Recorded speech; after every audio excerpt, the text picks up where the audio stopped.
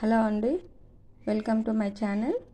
ఈరోజు రవ్వతో దోశ ఎలా చేయాలో చూద్దామండి. దానికి కావాల్సింది 1 కప్పు వరకు రవ్వ తీసుకున్నానండి. రవ్వ అంటే ఉప్మా రవ్వ అండి, దాన్ని సూజీ అని కూడా అంటారు కదండి. రవ్వ, 1 కప్పు వరకు పెరుగు అండి,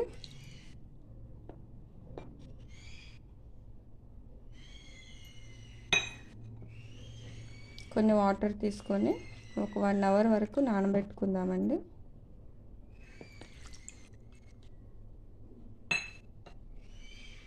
ఇలా వేసిన దాన్ని బాగా కలపాలి, మంచిగా మిక్స్ అయ్యే వరకు కలిపి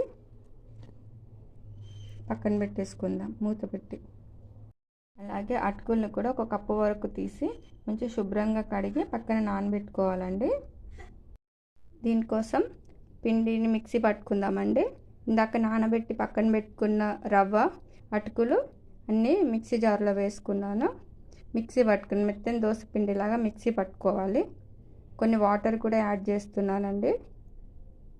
అలాగే పక్కన చట్నీ కూడా చేసుకోవడానికి పల్లీలు ప్యాన్ పెట్టి వేడి చేసుకున్నాను. పల్లీలు కూడా వేసుకున్నాను.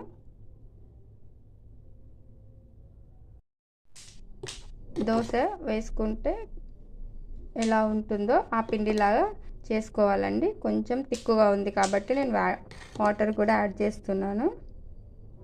ఈ కన్సిస్టెన్సీలో రావాలండి.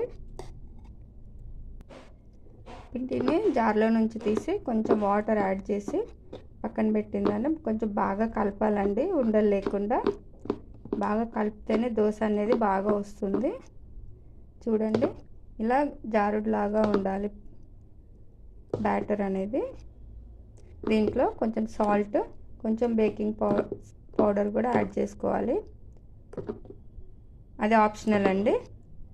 సోడా అనేది కొంచెం ఫ్లఫీగా వస్తుందండి సోడా యాడ్ చేసుకుంటే.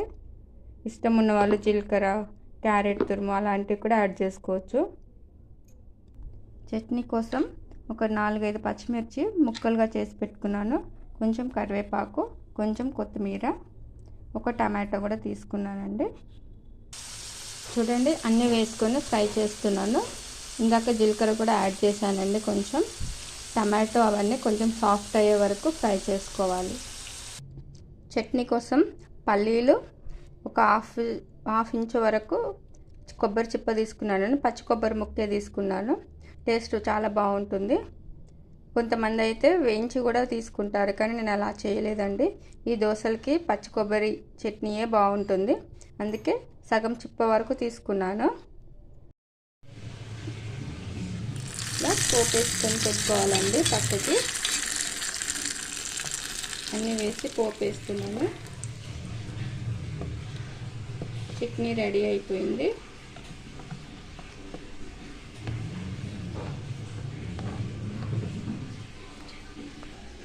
సాల్ట్తో పాటు చిటికెడు బేకింగ్ సోడా కూడా వేస్తున్నానండి. వేస్తే ఫ్లఫీ లాగా వస్తుంది కదా, అందుకే వేస్తున్నానండి.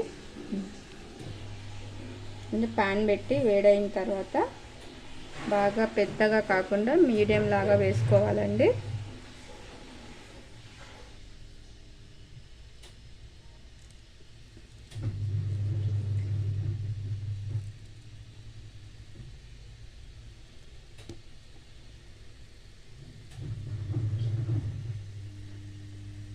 అన్ని హోల్స్ కూడా పడి చక్కగా వస్తుంది.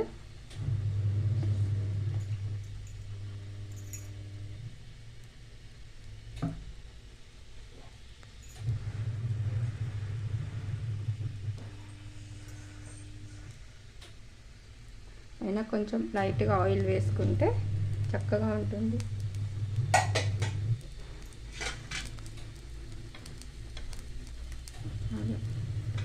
ఫస్ట్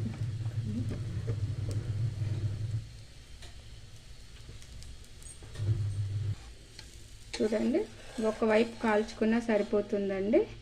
చూడండి, మొత్తం కాలిపోయింది.